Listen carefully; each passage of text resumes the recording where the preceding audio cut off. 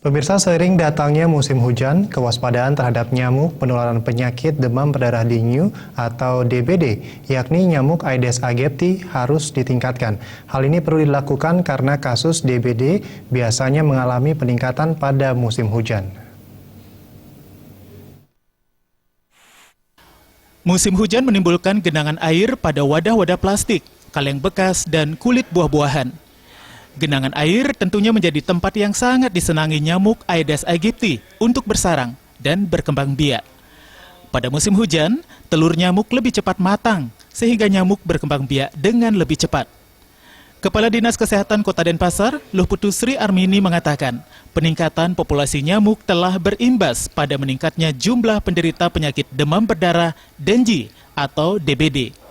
Oleh karena itu, melalui kerjasama dengan berbagai pihak, Dinas Kesehatan terus melaksanakan berbagai upaya pemberantasan nyamuk.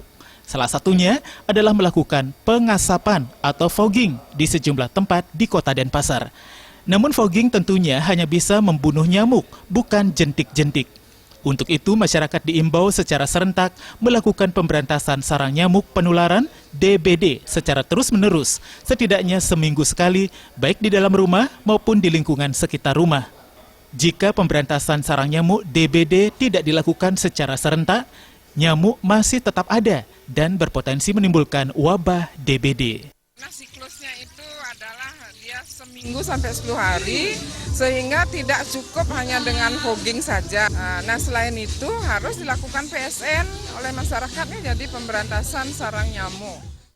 Melalui penanganan oleh Dinas Kesehatan yang juga diimbangi dengan gerakan serentak dari masyarakat, diharapkan kasus DBD dapat ditekan seminimal mungkin dan kejadian luar biasa pada tahun 2016 dapat dicegah. Gargita, Bali TV.